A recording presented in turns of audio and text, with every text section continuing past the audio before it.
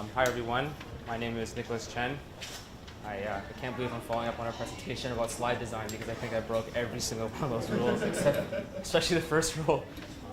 So I'm Nick, or Nicholas. I'm a developer advocate at Shopify.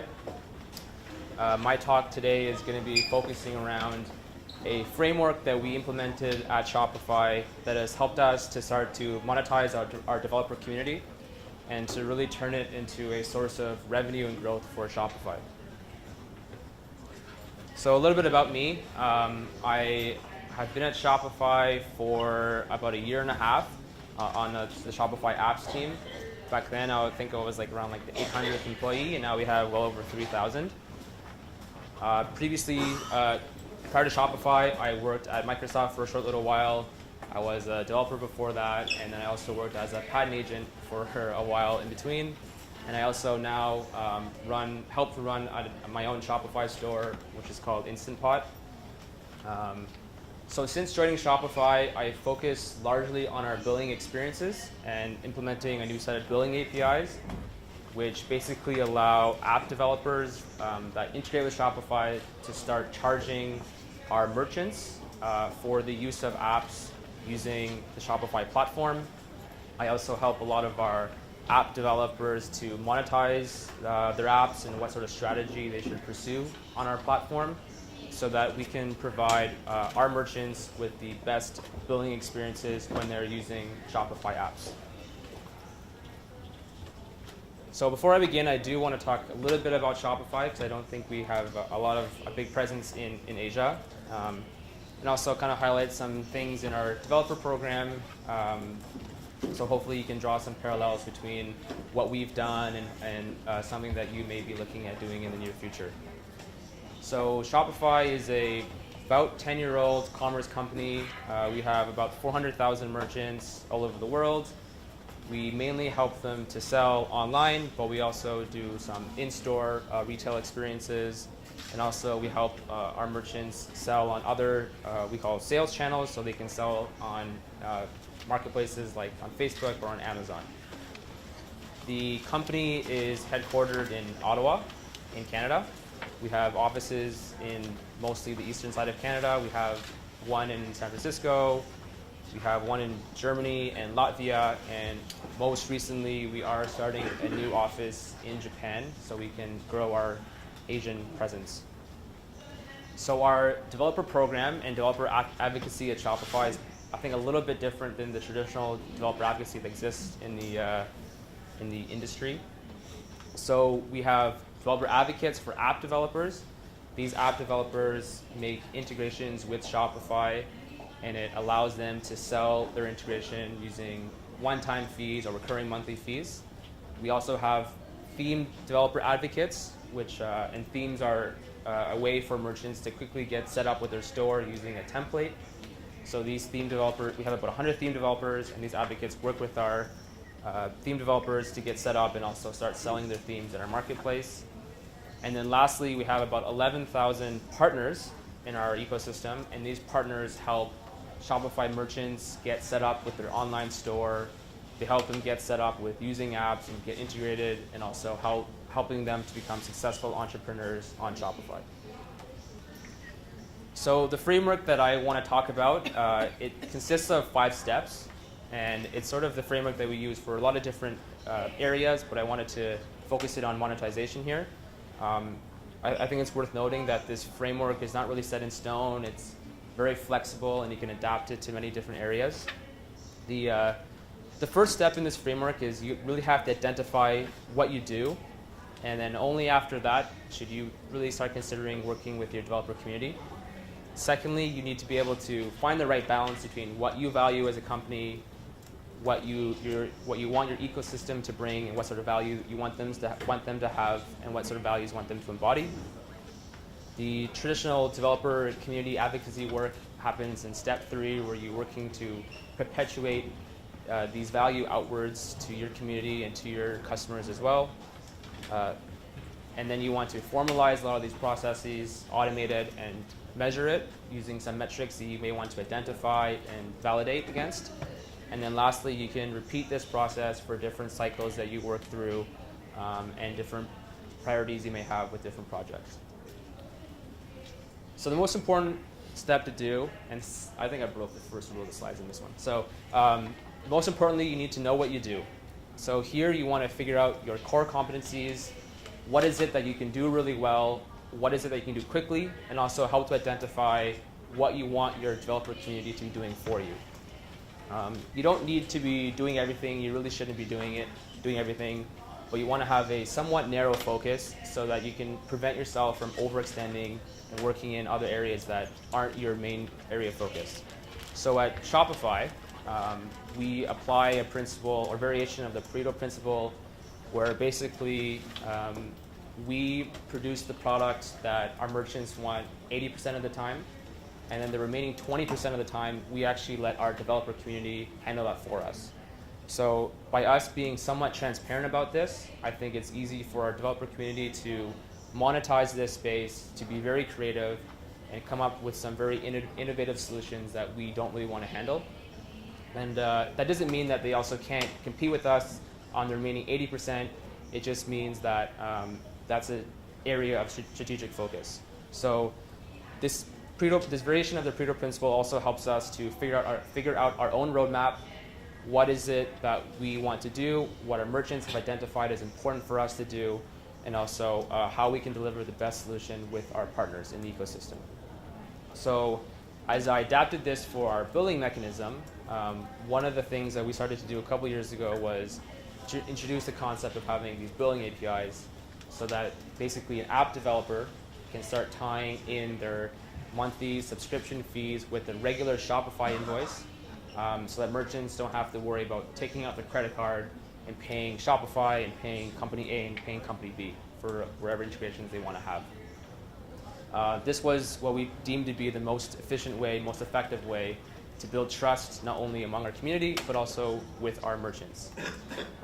So at first, when we were thinking about this, we thought, why don't we handle all these different use cases? We can do things like discounts and any sort of variations on billing that a lot of our partners had asked for.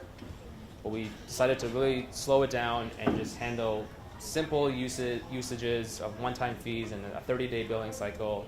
And this really helped us because we didn't overextend ourselves into those different areas. And it also ensured that our merchants had the best experience, and we were able to collect millions of dollars through this simple billing solution initially. Oh, it is? Oh, okay, that's not there, yes. So now that we've established that it's a good thing for your developer community to be making money and to profit, I think you also need to be giving them a lot of direction that they can head in. So this means that you must be able to strive and find an equilibrium between your platform and your community. So at Shopify, we want our partners to create more value in our ecosystem than we actually capture.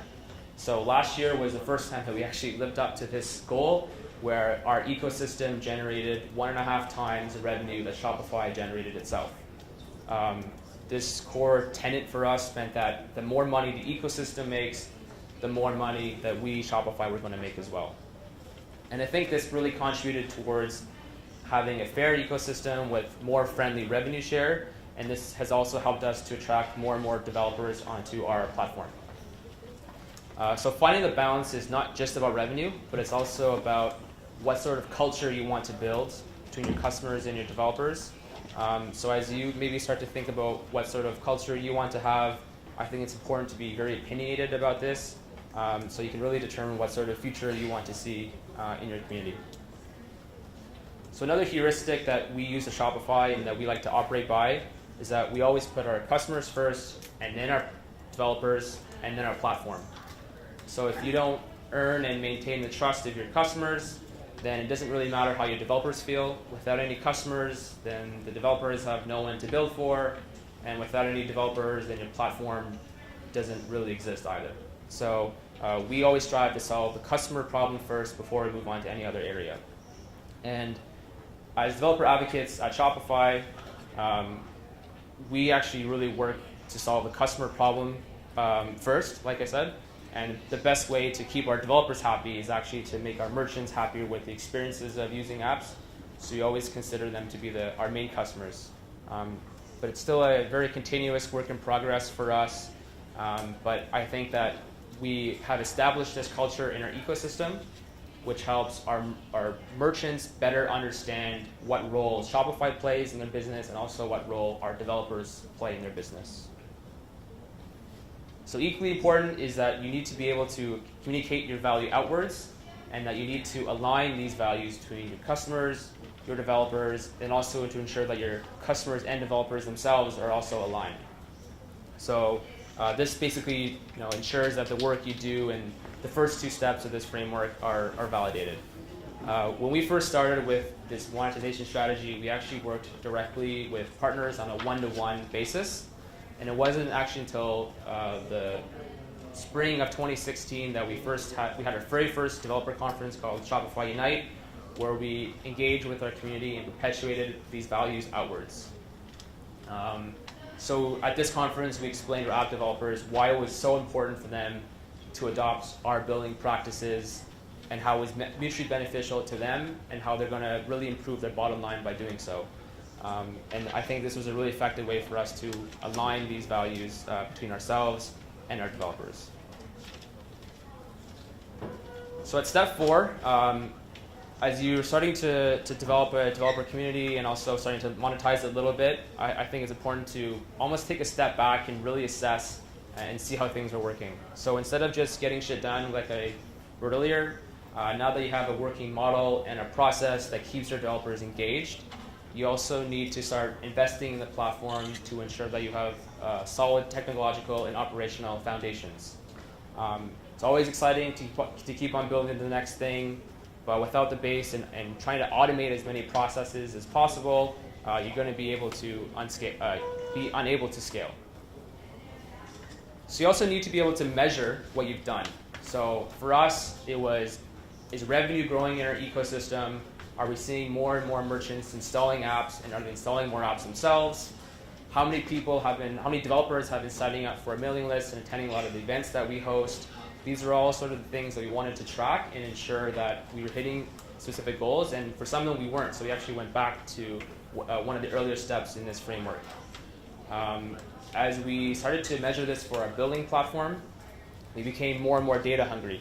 And what that means is that we started to have some really good numbers on conversion for our merchants using apps, what was their churn rate on using apps, and also what was the average revenue per user that our ecosystem was generating. We did see a noticeable increase in those numbers, which really benefited our developer ecosystem, and it validated that a lot of the changes that we were making were important and that they were working. So we did do a post-analysis as well, and we were very happy to see a very important noticeable change in our ecosystem. So one of the things that we really cared about was the distribution of revenue in our ecosystem.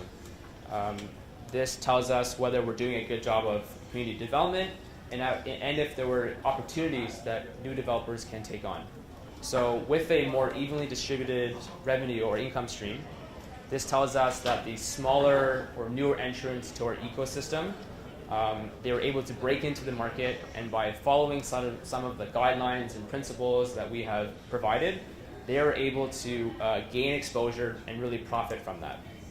So for us in 2015, it was dominated by a few select players that were making the bulk of our revenue, but as we started to really roll out our billing platform, we saw that these larger players weren't dominating as much anymore, and you can see that in the 19.1% change to 11.7%. So when we saw that earnings were being more evenly distributed, we took this as a very positive indicator of the work that we've been doing.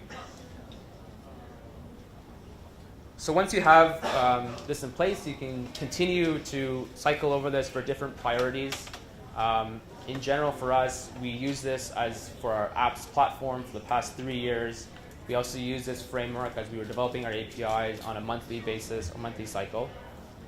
And so the best part about this framework is that you can use it over and over again for different purposes. And this is actually something that we're repeating right now as we starting to grow into the Japanese market. So when I was thinking about this and we're doing this in Japan right now, we started to identify what was our core competencies. So as a platform, we knew that we would be pretty good at doing inventory and helping people get set up with an online store. But at the same time, we weren't very good at doing shipping, especially in Asia. We weren't going to be good at doing a lot of the credit card transactions and a lot of the cultural changes that exist between Japanese merchants versus the traditional North American merchants. So we started to identify the role that we want our developer ecosystem to play here. What was their quickest path to monetization? What do they need to be successful on top of our platform?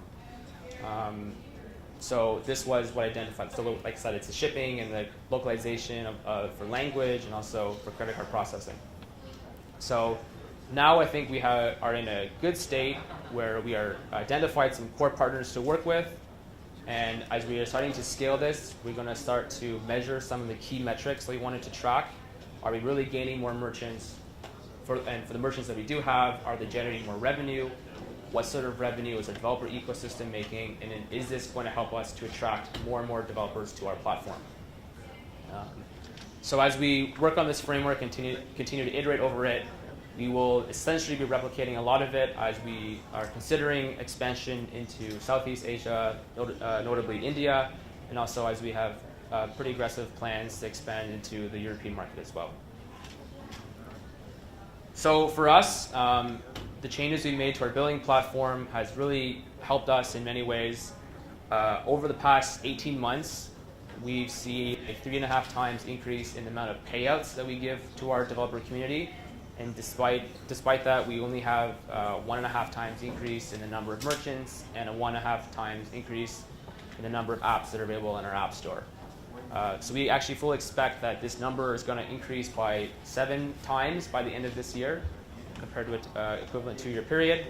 And then this is sort of used for us to validate that a lot of the work that we've done has been working and that our developers are really able to monetize on top of our platform. That's all. Thank you.